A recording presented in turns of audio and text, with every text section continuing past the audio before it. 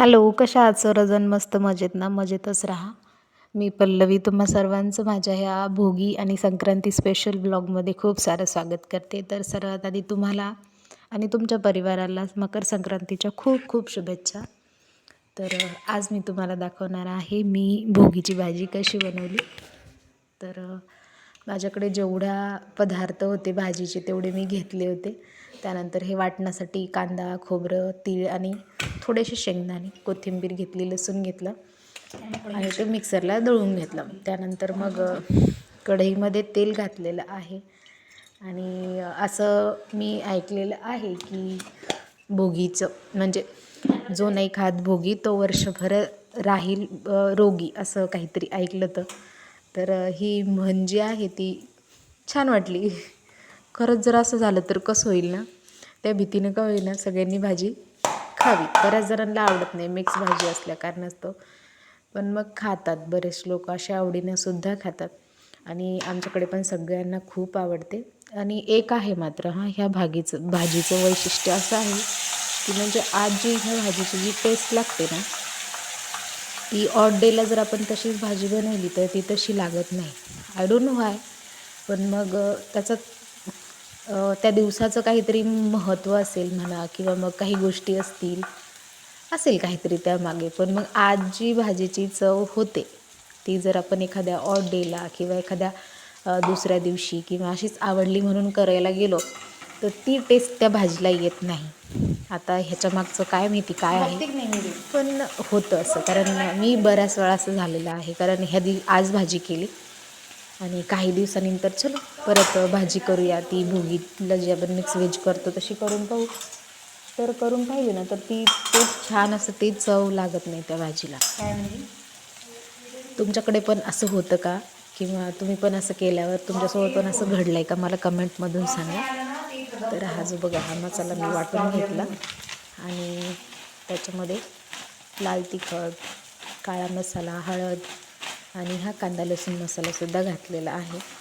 जर तुमच्या भाजीला तरी येत नसेल किंवा बऱ्याचशा बायकांचा प्रॉब्लेम आहे हा, त्या खूप छान प्रकारे भाज्या बनवतात पण मग भाजीला तरी येत नाही किंवा ती भाजी दाटसर बनत नाही, असा प्रॉब्लेम होतो. तर मी तुम्हाला 2-3 टिप्स सांगते बघा. जेव्हा तुम्ही भाज्या बनवता, म्हणजे मग कोणतीही असो, ही असो किंवा मग दुसरी असो, तेव्हा काय करायचं, गरम तेल झालं जेव्हा आपण मोहरी आणि जिरं टाकतो तेव्हाच मसाला टाकून द्यायचा, जो की आपला कोरडा मसाला असतो की नाही, जे मसाला आपण लाल तिखट, काळा मसाला, कांदा लसूण मसाला टाकतो तो डायरेक्ट तेलामध्ये टाकायचा. 1-2 सेकंद त्याला असं छान फ्राय झाल्यासारखं होऊ द्यायचं आणि लगेच तुमचा जो वाटण आहे मसाल्याचं ते टाकून द्यायचं त्याच्यामध्ये आणि नंतर मग छान भाजीला तरी येते. आज तर मी तसं केलं नाही आहे, कारण माझ्या भाजीला येते तरी, कशी जरी केली तरी छान येते ती, त्यामुळे मला काही प्रॉब्लेम नाही आहे बघा. आणि कोणी म्हणतं गरम पाणी पण टाकलं पाहिजे. मी तर थंडच पाणी वापरलं, एकदम माठातलं म्हणला तरी चालेल, गरम पाणी करत बसले नाही, तरी पण ती छान अशी भाजी बनते. आणि झाकण वगैरे नका ठेवू भाजीवर. एखाद्या वेळा आपण काय करतो, भाजी शिजण्यासाठी त्याच्यावर झाकण ठेवून देतो आणि झाकण ठेवल्याच्या नंतर ती तरी जी आहे ती पूर्ण गायब होते. त्यामुळे भाजी शिजायची आहे तुम्हाला तर थोडं एक्स्ट्रा पाणी टाका त्यामध्ये, म्हणजे भाजी वाफेमध्ये जरी अशी उघडी जरी शिजली ना तरी तुमचं एक्स्ट्राचं जे पाणी आहे ते शिजायला लागेल आणि तुमची भाजी जशी पाहिजे तशी छान अशी तयार होईल. दाटसरसुद्धा होते आणि छान अशी लाल चटक तरीवालीसुद्धा भाजी होती. छान असं बघा, आता हे मी साधं आपलं माठातलं पाणी टाकलं तरी छान असा तवंग आलेला आहे भाजीला. तर हे असं आहे, छोट्या 1-2 गोष्टी ज्या आहेत आपल्याला त्या भाजी करताना लक्षात ठेवाव्या लागतात.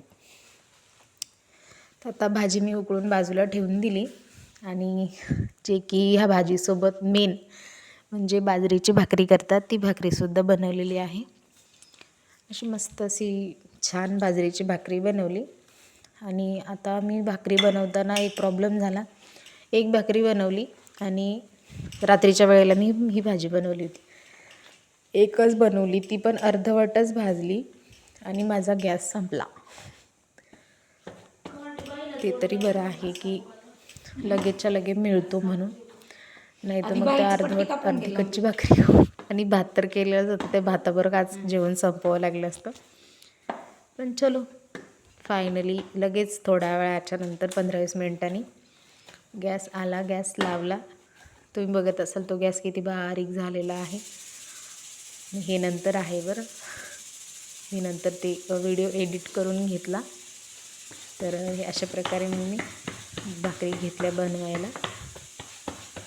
आणि छान अशा तीळ लावून मस्त अशा गरम कडक कडक अशा भाकरी बनवल्या आणि लगेचच्या लगेच खायलासुद्धा घेतलं. म्हणजे आधी देवालासुद्धा दाखवलं होतं. आणि ह्या भाजीसोबत हीच भाकरी छान लागते असं तरी मला वाटतं. तुम्हाला काय वाटतं सांगा. ज्वारीची भाकरीसुद्धा चांगली लागते, पण मग आपण खातो बाजरीची भाकरी. आणि त्याचं खाण्यामागचं कारण एक आहे की जसं की आपल्याला माहिती आहे बाजरी जी आहे ना ती गरम असते आणि आता थंडीच्या दिवसांमध्ये आपल्या शरीराला थोडीशी गरमी मिळावी म्हणून पण आपण ही बाजरी ह्या दिवसामध्ये खातो. जसं की तीळ पण आहे, तीळ गूळ जे आपण खातो, तीळ पण गरम असतात आणि गूळसुद्धा गरम असतो. त्या दोघांचं मिक्सचर जेव्हा आपल्या शरीरात जातं त्यावर आपल्या शरीराला थोडीशी ऊब मिळावी म्हणून हे जे सिजनल गोष्टी आहेत त्याला असं सजवून धजवून सणांच्या रूपामध्ये आपल्याला आपल्या पोटात जावं ह्याच्यानुसार असं बनवलेलं आहे. असं पर्पजली त्यांनी असं केलेलं आहे. म्हणजे असं लोक असं तर नाही खातील, पण मुद्दाम सणांना तर ते खातील म्हणून मला वाटतं असं काहीतरी केलं असणार आहे. कारण बघा युज्युअली बाजरी कमी खातात लोक, पण संक्रांतीला भोगीच्या दिवशी बरेच बायका बाजरी विकत घेऊन येतात मार्केटमधून. ती दळून आणतात. दळून आणल्याच्या नंतर मग भाकरी बनवतात. कारण सण आहे किंवा मग नैवेद्य द्यायचा आहे देवाला म्हणून पण मग ह्या गोष्टी केल्या जातात. असं मुद्दाम आपण खायचे म्हणून आपण नाही आणणार, आपण म्हणतो जाऊ देत आहेत हे दुसरे गहू ज्वारी आहेत ते आपण खाऊन घेऊया असं म्हणतो. पण मग ही देवाला नैवेद्य दाखवायचा वगैरे हे आपले कारणं असतात. मग त्या निमित्ताने का होईना आपण खातो. म्हणून आय थिंक ह्या गोष्टी आपल्या ह्याच्या मागे लावलेल्या आहेत ह्या शास्त्रामध्ये.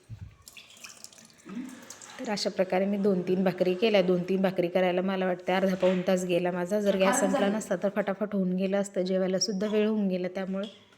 पण चलो कोई नाही, देर आए दुरुस्त आहे. अशा छान अशा मऊसूद भाकरी बनवलेल्या आहेत, पतल्या पतल्या छान. आणि त्याच्यानंतर मग ताट केलं, देवांनाही दाखवलं आणि मग आम्ही सगळ्यांनी छान असं जेवण केलं. खूप खूप टेस्टी अशी भाजी बनली होती. तुम्हाला मी दाखवतेच पुढं की कशी झाली होती. तर आय होप तुम्हाला हा व्हिडिओ किंवा माझे बाकीचे व्हिडिओ जे आहेत ते आवडत असतील. तर आवडली तर लाईक करा, शेअर करा, तुमच्या मित्रमैत्रिणीला सुद्धा दाखवा. आणि येस, पुढचा जो व्हिडिओ आहे तो बघितला, स्किप न करता त्याबद्दल खूप खूप धन्यवाद. Thank you so much.